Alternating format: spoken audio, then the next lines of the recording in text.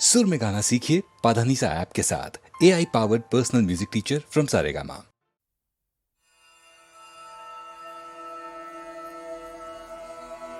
यदा यदा हि धर्मस्य ग्लानिर्भवति भारत अभ्युत्थानमधर्मस्य तदात्मानं सृजाम्यहम्।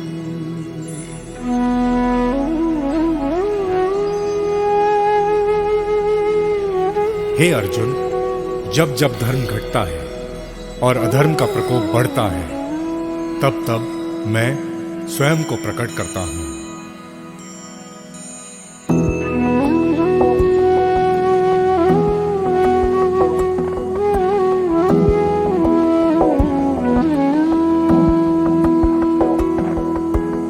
यदा यदा हि धर्मस्य ग्लानिर्भवति भारत अभ्युत्थानमधर्मस्य तदात्मानं सृजाम्यहम्।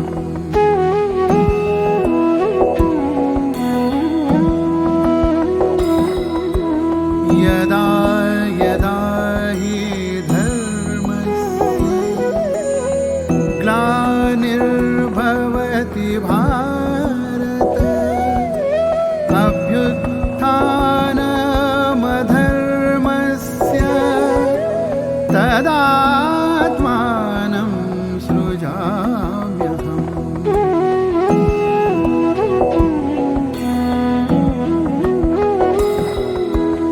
यदा यदा हि धर्मस्य ग्लानिर्भवति भारत अभ्युत्थानमधर्मस्य तदात्मानं सृजाम्यहम्।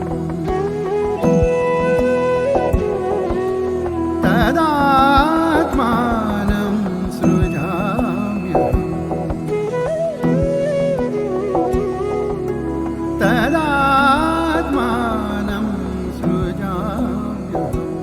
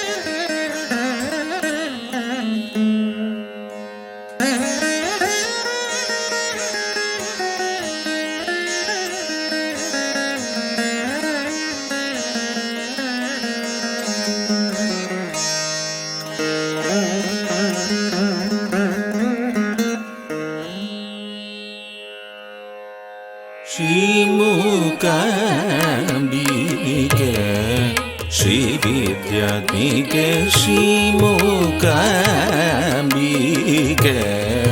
श्रीविद्यात्मिके नाटयेन्रुं कागुन्नावदुर्गे नाटयेन्रुं कागुन्नावदुर्गे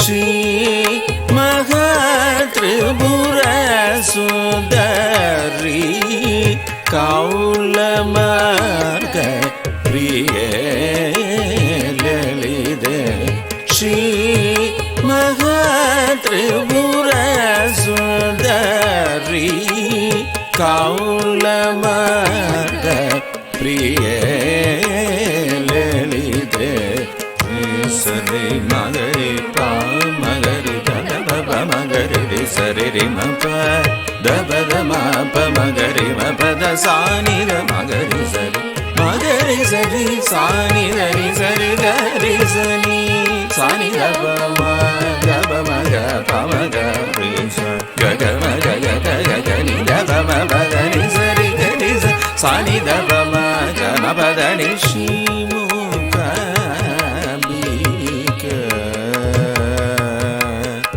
आ आ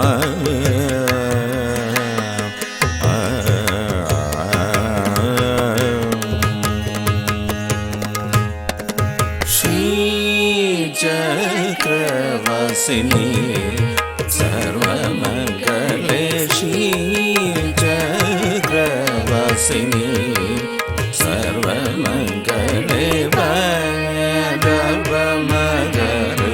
गरे नीरगरे श्री चक्रवासिनी सर्वमंगले पादवमगरे सरि मगरे सरि सरि प मगरे गद ब प मगरे सरि म प द सरि सरि मगरे सरि सा नि द ब मगरे मगरे सरि म प द शी चक्रवासिनी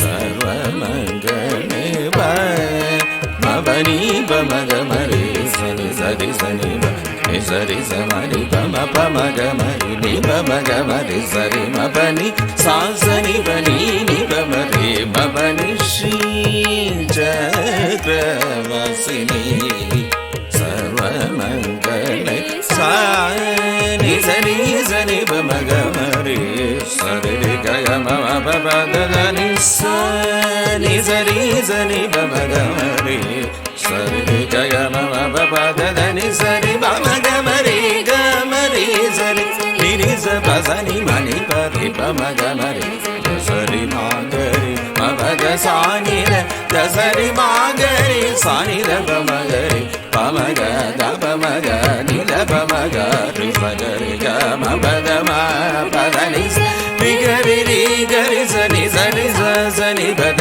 नि प म रि ग रि स रि म प नि स रि श्री चक्रवासिनी सर्वमंगले श्री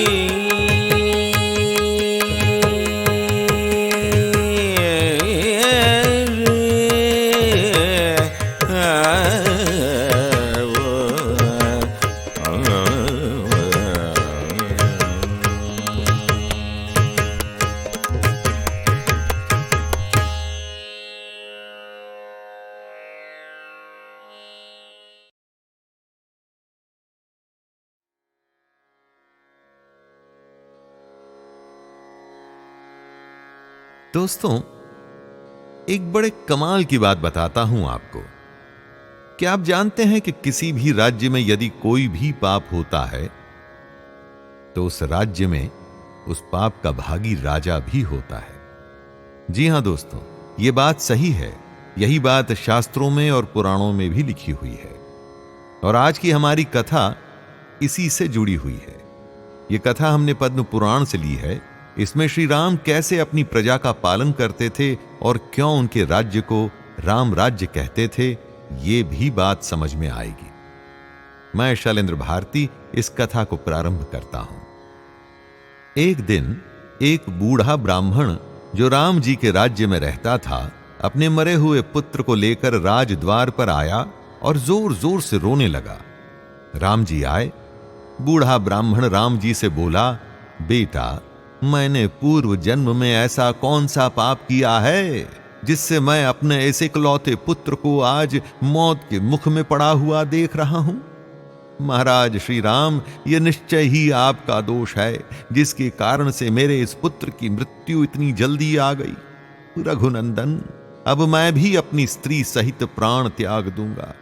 मेरे ऐसा करने पर आपको बाल हत्या, ब्रह्म हत्या और स्त्री हत्या 3 पाप लगेंगे। राम जी अचरज में आ गए। वे सोचने लगे कि मैंने ऐसा कौन सा पाप किया है जिसके कारण इस ब्राह्मण के पुत्र की अकाल मृत्यु हो जाएगी। वे कुछ नहीं समझ पा रहे थे। ऐसे में उन्होंने अपने गुरु महर्षि वशिष्ठ जी से पूछा, गुरुदेव, ऐसी अवस्था में मुझे क्या करना चाहिए? इस ब्राह्मण की कही हुई बात सुनकर मैं कैसे इस बालक को जीवन दान दूं? राम जी वशिष्ठ जी से ये बात कर रहे थे, तभी वहां पर नारायण नारायण करते हुए नारद जी आ गए। नारद जी ने राम को बताया कि उनके राज्य की सीमा पर एक बुरी बुद्धि वाला असुर अत्यंत कठोर तपस्या कर रहा है। उसके इसी शास्त्र विरुद्ध आचरण के प्रभाव से ब्राह्मण के इस बालक की मृत्यु हुई है। नारद आगे बोले, यदि राजा के राज्य में जो कोई भी अधर्म अथवा अनुचित कर्म करता है तो उसके पाप का चौथाई भाग राजा के हिस्से में आता है। नारद जी ने राम को समझाया, हे पुरुष श्रेष्ठ, आप अपने राज्य में घूमिए और जहां कहीं भी पाप होता दिखाई दे उसे रोकने का प्रयत्न कीजिए। ऐसा करने से आपके धर्म, बल और आयु की वृद्धि होगी, साथ ही ये बालक भी जी उठेगा।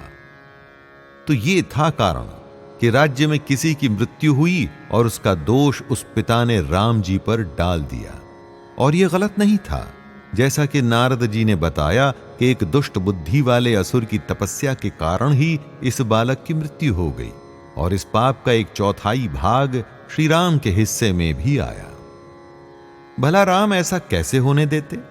राम उसी समय लक्ष्मण से बोले, सौम्य, जाकर उस श्रेष्ठ ब्राह्मण को सांत्वना दो और उस बालक के शरीर को तेल से भरी नाव में रखवा दो। जैसे भी हो, इस निरपराध बालक के शरीर की रक्षा होनी चाहिए। उसी समय राम जी ने पुष्पक विमान को बुलाया और उस पर सवार होकर उसी स्थान पर पहुंचे जहां पर एक दुष्ट तपस्या कर रहा था। दंडकारण्य के पास पहुंचने पर एक पर्वत के दक्षिण किनारे बहुत बड़ा तालाब दिखाई दिया। इसी तालाब में उन्होंने उस प्राणी को तपस्या करते हुए देखा। राम उस तपस्वी के पास पहुंचे और बोले, तापस, मैं दशरथ का पुत्र राम हूं और कौतूहलवश तुमसे एक प्रश्न पूछता हूं। मैं ये जानना चाहता हूं कि तुम किस लिए तपस्या करते हो। तुम्हारा भाव तो असुर जान पड़ता है। राम जी ने बताया कि ब्रह्मा जी ने जगत के उपकार के लिए तपस्या की सृष्टि की थी। तपस्या का उद्देश्य केवल परोपकार हुआ करता है। अपने स्वार्थ के लिए तपस्या करने को उचित नहीं माना जाता था। तपस्वी ने राम जी की सारी बात सुनी और उसके बाद उत्तर दिया, रघुनंदन, आपका स्वागत है। चिरकाल के बाद मुझे आपका दर्शन हुआ है। मैं आपके पुत्र के समान हूं। आप मेरे लिए पिता के तुल्य हैं, क्योंकि राजा तो सभी के पिता होते हैं। महाराज, आप हमारे पूजनीय हैं। हम आपके राज्य में तपस्या करते हैं, उसमें आपका भी भाग है। ये सच है कि मैं कठोर तपस्या में लगा हुआ हूं। पृथ्वीनाथ, मैं झूठ नहीं बोलता, क्योंकि मुझे देवलोक प्राप्त करने की इच्छा है। मेरा नाम शंबूक है। इस तपस्वी ने बड़ी ही विनम्रता से राम जी से बात की थी। उन्हें पिता भी कहा था, पर जैसा कि राम ने पूछा था कि क्या तपस्या का उद्देश्य परोपकार है, तो उसके उत्तर में शंबूक ने बताया कि वो देवलोक की प्राप्ति के लिए तप कर रहा है। तो राम जी ने एक भी पल वेस्ट न करते हुए अपनी तलवार निकाली और उसी समय शंबूक का वध कर दिया। शंबूक जो कर रहा था वो मर्यादा के विरुद्ध था। इसी कारण से असुर लोग तपस्या करके सिद्धियां प्राप्त कर लेते थे और उसके बाद ब्राह्मण, देवताओं और साधारण लोगों को सताते थे। राम जी के राज्य में यह सब पॉसिबल नहीं था। जैसे ही राम ने शंबूक का वध किया तो दूसरी ओर वो मृत बालक उसी समय जी उठा। इस तरह से राम ने अपने ऊपर आए हुए पाप का अंत किया। एक दुष्ट असुर को मार करके जो पाप आगे हो सकते थे, उन्होंने उसे भी रोका। इसे ही कहते हैं धर्म की स्थापना। जब धर्म स्थापित होता है तो अधर्म अपना सर उठा नहीं पाता। जाने अनजाने में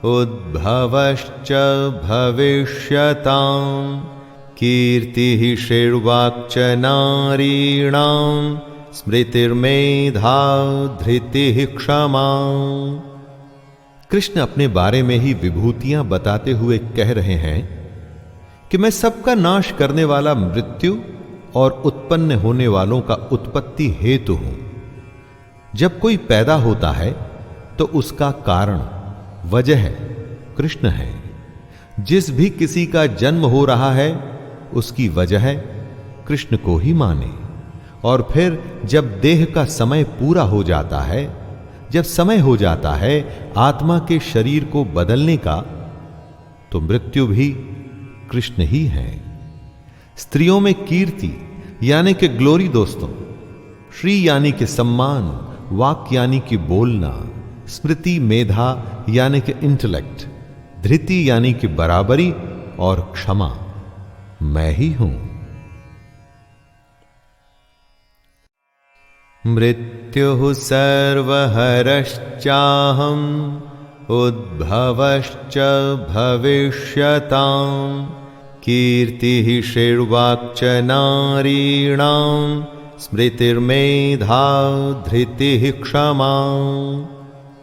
कृष्ण अपने बारे में ही विभूतियां बताते हुए कह रहे हैं कि मैं सबका नाश करने वाला मृत्यु और उत्पन्न होने वालों का उत्पत्ति हेतु हूं। जब कोई पैदा होता है तो उसका कारण वजह कृष्ण है। जिस भी किसी का जन्म हो रहा है उसकी वजह कृष्ण को ही माने। और फिर जब देह का समय पूरा हो जाता है, जब समय हो जाता है आत्मा के शरीर को बदलने का, तो मृत्यु भी कृष्ण ही है। स्त्रियों में कीर्ति यानी कि ग्लोरी दोस्तों, श्री यानी कि सम्मान, वाक यानी कि बोलना, स्मृति मेधा यानी कि इंटेलेक्ट, धृति यानी कि बराबरी और क्षमा मैं ही हूं।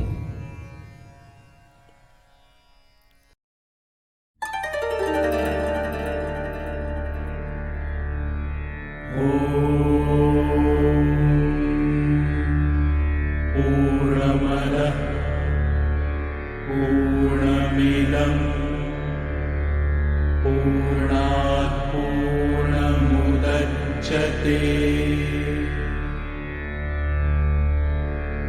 पूर्णस्य पूर्णमादाय पूर्णमेवावशिष्यते।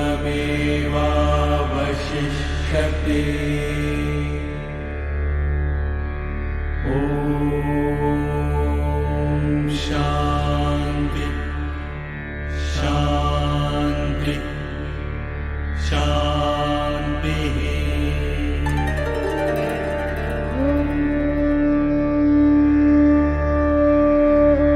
That is perfect. This is perfect. Perfect comes from perfect. Take perfect from perfect. The remainder is perfect. May peace, peace and peace be everywhere.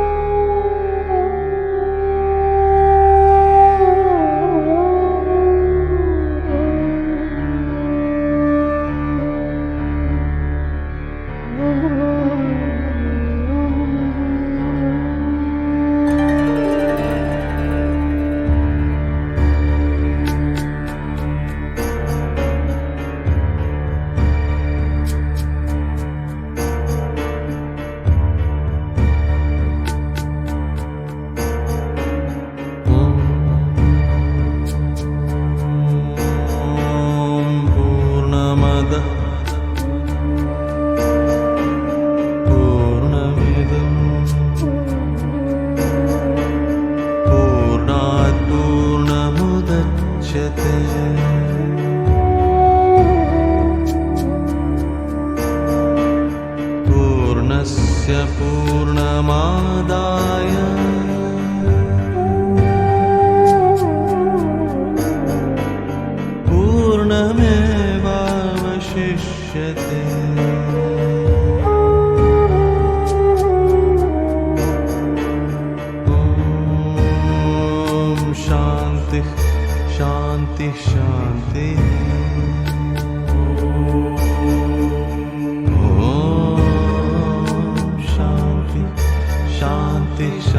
शांति।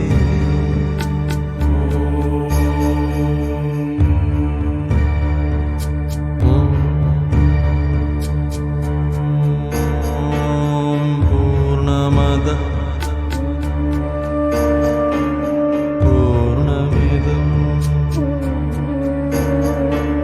पूर्णात् पूर्णमुदच्यते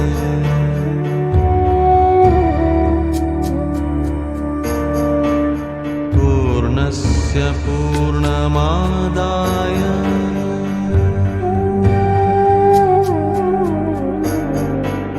पूर्णमेवावशिष्यते।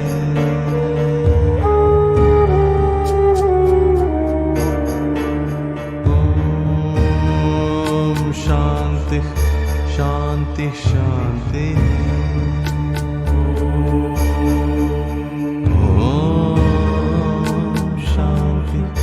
शांति शांति।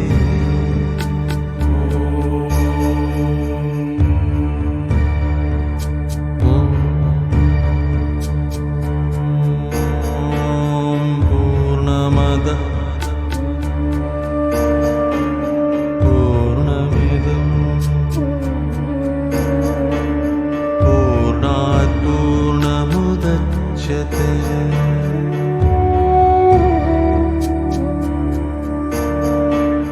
पूर्णस्य पूर्णमादाय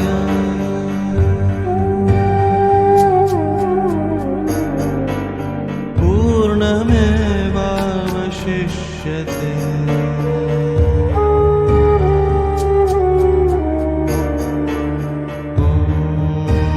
ॐ शान्ति शान्ति शान्ति।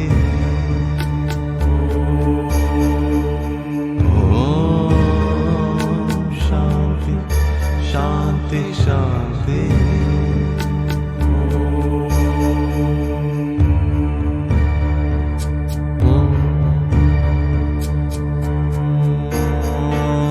पूर्णमदः पूर्णमिदं पूर्णात् पूर्णमुदच्यते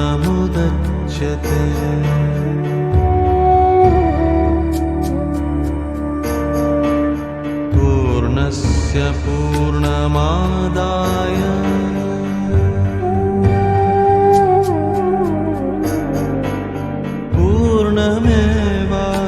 पूर्णमेवावशिष्यते।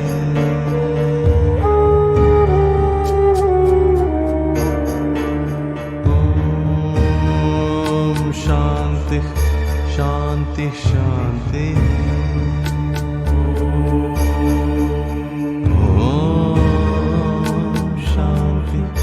शांति शांति।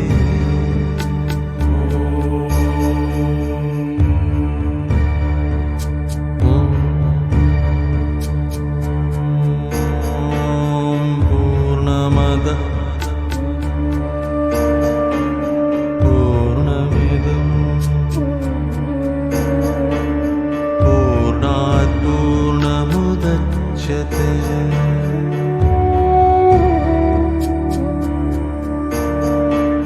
पूर्णस्य पूर्णमादाय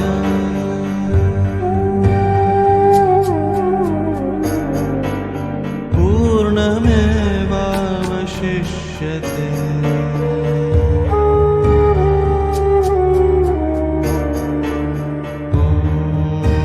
ॐ शान्ति शान्ति शान्ति।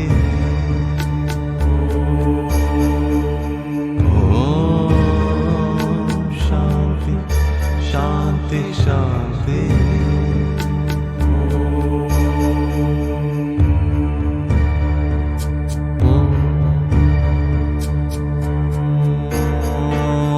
पूर्णमदः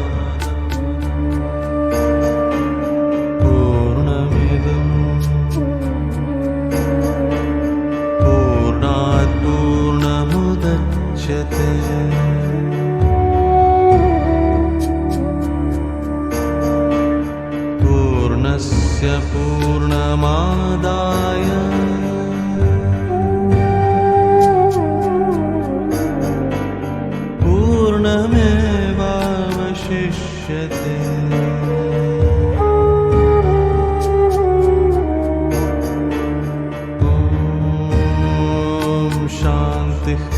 शान्तिः शान्तिः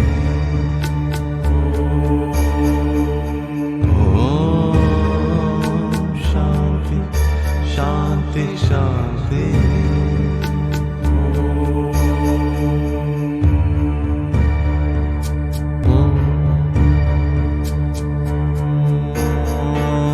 पूर्णमदः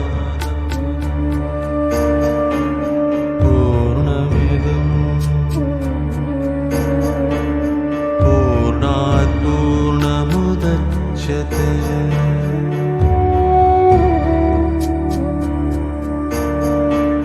पूर्णस्य पूर्णमादाय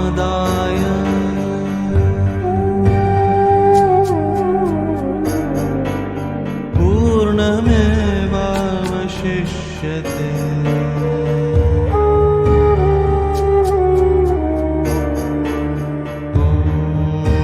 ॐ शान्तिः शान्तिः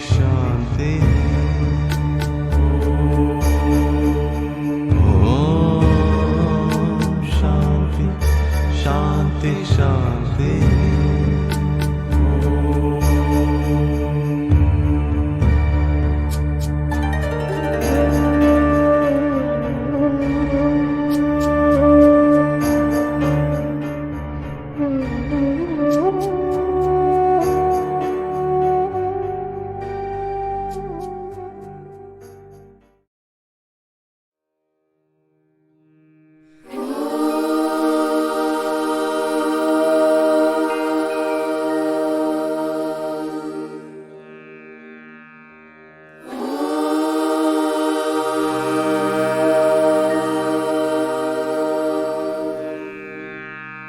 वक्रतुण्ड महाकाय सूर्यकोटि समप्रभा निर्विघ्नं कुरु मे देवा सर्वकार्येषु सर्वदा।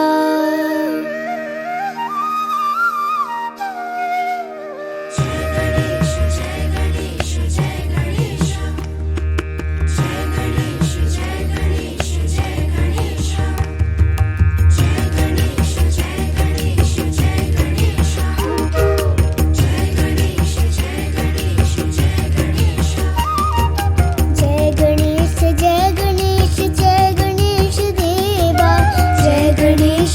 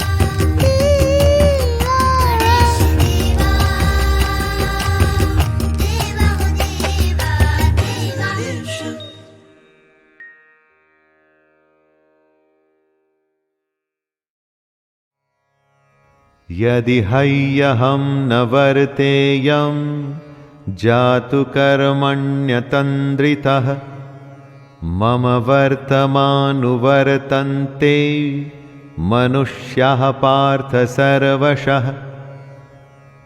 कृष्ण कहते हैं, हे पार्थ, अगर मैं कर्मों को करने में सावधानी न बरतूं तो बड़ा अनर्थ हो जाएगा। हर कोई श्री कृष्ण को फॉलो करता है। अगर आपका लीडर ही कुछ नहीं करेगा, अगर भगवान ही कुछ नहीं करेंगे, तो मनुष्य तो सब कुछ करना छोड़ देंगे। जो सबसे बड़ा होता है, लीडर होता है, सर्वश्रेष्ठ होता है, सब उसके पीछे चलते हैं। अब अगर कृष्ण ये सोचते कि मैं तो भगवान हूं और मैं कर्म नहीं करूंगा, तो उन्हें किसी और को ज्ञान देने का क्या अधिकार रह जाता। ईश्वर होते हुए भी उन्होंने अपने हर कर्तव्य का पालन किया, कर्म से कभी पीछे नहीं हटे। उनके पग चिन्हों पर ही अब हमें चलना है और कोशिश करनी है सर्वश्रेष्ठ बनने की। मन कस्तूरी हिरन सा बन बन भटकता जाए, मृग तृष्णा में उलझे क्यों रे। आओ हरि गुण गाएं।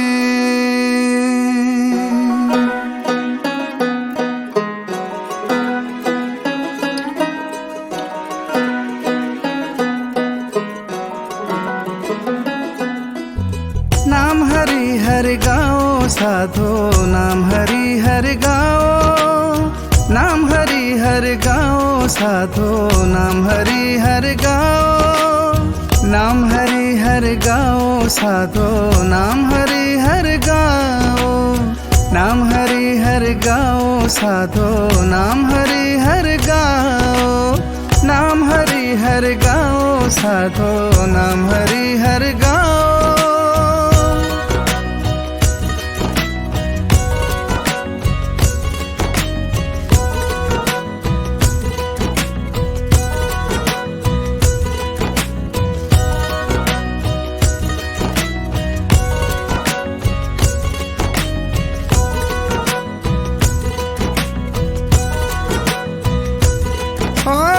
उस बिन दूजा होर न कोई, बाजो देना मिलदी टोई।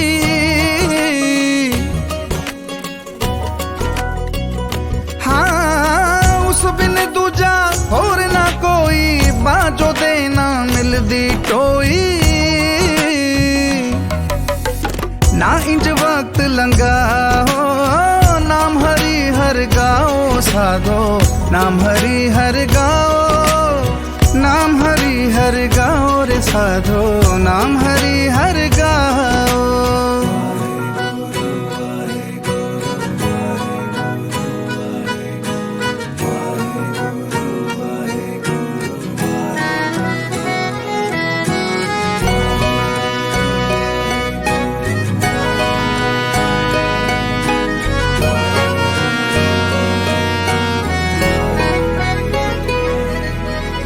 जो फिरदा है पेस वटा के, बैठा तेरे घर विच जाके।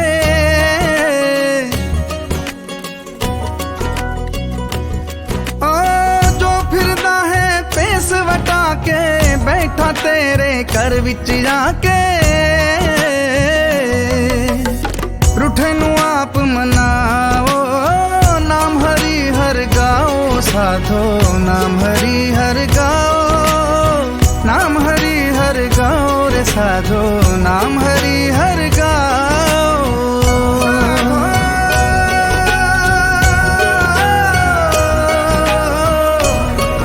गाओ नाम हरि गुण गाओ।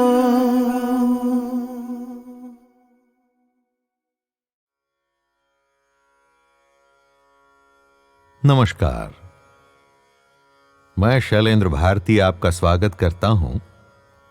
आज मैं आपको सुनाने जा रहा हूं शिव पुराण से ली हुई एक रोचक कहानी, जिसका शीर्षक है शिव और सांप। दोस्तों, शिव जी का विराट जटाधारी मस्त मौला रूप तो आप सबने असंख्य बार देखा ही होगा। उनके गले और पूरे शरीर पर लिपटे हुए सांप भी देखे होंगे। भगवान शिव के इस विराट स्वरूप की महिमा को समझने के लिए आपको यह जानना होगा कि शिव पंचाक्षरी स्तोत्र के आरंभ में शिव को नागेंद्र हाराय कहकर स्तुति की गई है, जिसका सीधा सीधा अर्थ है कि ऐसे देवता जिनके गले में सर्पों का हार है। क्यों देवों के देव महादेव एक विषैले प्राणी को अपने गले में एक आभूषण के जैसे यानी कि ऑर्नामेंट के रूप में बांधे रखते हैं? क्या आपने कभी सोचा है? और इस बात का हमारे लिए क्या रिलेवेंस है? आज हम आपको शिव पुराण की उस कहानी के बारे में बताएंगे जो शिव और उनके गले में लिपटे सांपों के बारे में बताएगी, और साथ में उन्होंने ऐसा क्यों किया यह भी बताएंगे कि एक पॉइजनस बीइंग को उन्होंने अपने गले में क्यों लिपटाया, जिससे आपकी जान तक जा सकती है। यह भी बताऊंगा कि क्या सीख दे रहे हैं शिव जी। तो आइए दोस्तों, जरा समझने की कोशिश करते हैं। समुद्र मंथन, द चर्निंग ऑफ ओशन के बारे में तो आप सब जानते ही होंगे। इस महान कथा का वर्णन भागवत पुराण, विष्णु पुराण और महाभारत में भी मिलता है। ऋषि दुर्वासा के श्राप से देवताओं की शक्ति क्षीण होने लगी थी। तब उन्हें लगा कि असुरों पर विजय प्राप्त करने के लिए उन्हें कुछ करना होगा, और उसका बस एक ही उपाय था, अमृत, यानी कि वो पेय जो आपको अमर यानी इमॉर्टल कर दे। पर यह अमृत देवताओं को प्राप्त कैसे होता? इसका उपाय था समुद्र मंथन। हमारी कहानी का लक्ष्य जो है वो है शिव जी के गले में लिपटे उस नाग की कहानी की। उसने ऐसा क्या कर दिया, वो शिव जी के अस्तित्व के साथ सदा के लिए क्यों जुड़ गया? आइए अब वो जानते हैं। तो जब समुद्र मंथन का निर्णय लिया गया तो एक ओर सुर थे यानी कि देवता, और दूसरी ओर असुर थे यानी कि राक्षस। जब आप किसी चीज को चर्न करते हैं यानी कि उसका मंथन करते हैं तो सबसे पहले आपको चाहिए होते हैं मंथन के लिए एक लंबी वस्तु जो द्रव्य या लिक्विड को घुमाएगी। इसके लिए मंदराचल पर्वत तैयार हो गए कि वो मथनी का काम करेंगे। अब उसके बाद ऐसे विशाल पर्वत को मथनी बना के घुमाने के लिए कोई ऐसी ही पुष्ट रस्सी भी होनी चाहिए थी। रस्सी भी ऐसी, इतनी प्रबल, इतनी शक्तिशाली, जो ऐसे विशाल पर्वत को घूमने दे और टूटे ना। यह कोई आसान काम नहीं था। इसके लिए कौन तैयार होता? और यहीं से इस कथा का प्रारंभ होता है। जी हां, यह कथा है नागों के राजा वासुकी की। राजा वासुकी अपने सगे संबंधियों एवं पूरे परिवार के साथ पाताल लोक में रहते थे। वासुकी भगवान शिव के परम भक्त थे और उनकी पूजा में ही लीन रहा करते थे। कई जगहों पर ऐसी ही धार्मिक मान्यता है कि शिवलिंग की पूजा का प्रचलन सबसे पहले नाग जाति ने ही किया। तो जब बात आई समुद्र मंथन की, तो किसी को सामने आकर के ऐसे दुष्कर यानी कि ऑलमोस्ट इम्पॉसिबल काम के लिए अपने आप को सामने लाना था। वासुकी शिव के अनन्य भक्त थे। वो मंदराचल पर्वत पर रस्सी जैसे बंध गए और मंथन के लिए तैयार हो गए। नागराज वासुकी मंदराचल पर्वत से रस्सी के जैसे लिपट गए। उनके एक छोर को देवताओं ने पकड़ा और दूसरे छोर को दानवों ने। दोनों ओर से दानव और देवता उन्हें पकड़कर खींच रहे थे। सोचिए कितनी शक्ति को प्रयोग में लाया गया होगा ऐसे महान काम के लिए। और ऐसा करते हुए नागराज वासुकी बुरी तरह से घायल भी हो गए, परंतु उन्होंने समुद्र मंथन को रुकने नहीं दिया। समुद्र मंथन को महान काम इसलिए कहा जाता है दोस्तों, क्योंकि यह संसार के कल्याण के लिए किया जा रहा था। अपनी बिल्कुल भी परवाह न करते हुए वासुकी एक न टूटने वाली रस्सी की तरह मंदराचल पर्वत से लिपटे रहे। मंथन का काम पूरा हुआ। दुनिया के भले के लिए वासुकी के अतुलनीय योगदान से भगवान शिव इतने प्रसन्न हुए कि उन्होंने वासुकी को अपने गले में सुशोभित करने का वरदान दिया। सोचिए जरा, वासुकी ने इतना बड़ा काम किया कि वो शिव जी के गले में सुशोभित हो गए कि जब भी भगवान की पूजा और अर्चना हो तो शिव जी के साथ ये नागराज आपको उनके गले में लहराते हुए मिल जाएंगे। तब से आज तक नागराज वासुकी भगवान शिव के गले में विराजमान होकर उनकी शोभा बढ़ा रहे हैं। दोस्तों, आपको यह भी बता दूं कि नागराज वासुकी के ही भाई शेषनाग भगवान विष्णु की शैया स्वरूप में विद्यमान हैं। जो आप मैथमेटिकली इंफिनिटी का साइन देखते हैं वो यही है शेषनाग। पर इनकी कहानी मैं फिर कभी सुनाऊंगा। तो ये तो हुई कहानी कि कैसे वासुकी शिव जी के गले में आ गए। पर इससे हम जैसे मनुष्यों को क्या सीख मिलती है? इसमें हमारे लिए क्या है? सबसे पहले, जब कल्याण का काम हो, जहां लोगों के भले की बात हो, तो आपको सबसे पहले सामने आना चाहिए। अपना स्वार्थ, अपनी हानि या लाभ को न देखते हुए काम के लिए खुद को प्रस्तुत कर देना चाहिए। प्रेजेंट हो जाना चाहिए, जैसे वासुकी हो गए थे। उसके बाद उस काम का परिश्रम या इनाम या प्रोत्साहन या वरदान ऐसा मिलता है जिसे युगों युगों तक आप क्या, पूरी दुनिया तक नहीं भूलती। अब इसके दूसरे पक्ष पर आते हैं। भारतीय सनातन परंपरा में भगवान शिव जी को आदि गुरु माना गया है। शिव ने ही सबसे पहले योग और ध्यान का ज्ञान अपने प्रिय भक्तों के लिए दिया था। इसके अलावा तंत्र साधना के माध्यम से ईश्वर को पाने का रास्ता भी दिखाया। इसी साधना में आती है कुंडलिनी शक्ति को नियंत्रित कर लेने की भक्ति। इसी साधना और भक्ति का प्रतीक है उनके गले में लिपटा सांप। कुंडलिनी शक्ति को सांप के माध्यम से दर्शाया जाता है, सिंबलाइज किया जाता है। यदि आपने अपने असली स्वरूप को पहचानना है, ईश्वर तक पहुंचना है, शिव को जानना है, तो जैसे उन्होंने अपने गले में सर्प को लपेटा हुआ है, वैसे ही आपको भी अपने भीतर की कुंडलिनी को अपने वश में करना होगा। दोस्तों, अब इसके तीसरे पक्ष की बात करते हैं। जैसे भगवान शिव सांप जैसे विषैले, भयानक और विरोधी भाव वाले जीव के साथ भी अपना सामंजस्य बना सकते हैं, वैसे ही आप भी कर सकते हैं। यह दुनिया आसान नहीं। यहां पल पल पर आपको अपने ऐसे विरोधी मिल जाएंगे जो आपको हार्म करने के लिए रेडी हैं। यदि जीवन में आपको आगे बढ़ना है तो शिव के ही जैसे उन्हें भी अपने साथ लेकर के चलना होगा। और इसका चौथा पक्ष है कि शिव ने सांप को गले में लपेटकर यह मैसेज भी दिया है कि दुर्जन भी अगर अच्छे काम करें तो ईश्वर उसे भी स्वीकार कर लेते हैं। यदि कोई सर्प की प्रवृत्ति वाला है जो दूसरों को डस उन्हें नुकसान पहुंचा सकता है, पर यदि वो अच्छे काम करे तो भगवान उसे भी स्वीकार कर लेते हैं। अब दोस्तों आते हैं अंतिम पक्ष पर, और वो है पर्यावरण। जहां तक दुनिया में नेट जीरो और क्लाइमेट चेंज की बात हो रही है, इस बात को सनातन ने हजारों साल पहले ही देख लिया था। हमारी इस प्रकृति में कुछ भी अकेला नहीं है, सब जुड़े हुए हैं। फ्लोरा और फौना, वनस्पति और जीव, सब हमारी इस नेचर का ही भाग हैं। सबका सम्मान ही हमारे जीने का एकमात्र तरीका है। जब भगवान भी जीव जंतुओं से ऐसा प्रेम दिखा रहे हैं, तो हम भी मानवों के अलावा सभी प्राणियों के प्रति प्रेम दिखाकर इस धरती को फिर से जीने के लायक बना सकते हैं। तो दोस्तों, आशा करता हूं कि यह कहानी आपके जीवन को अवश्य बदलेगी। तो फिर मिलेंगे ऐसी ही एक और कहानी के साथ, जो रोचक तो होगी पर साथ ही साथ में बहुत कुछ सिखाए भी। अपने दोस्त शैलेंद्र भारती को आज्ञा दीजिए। नमस्कार।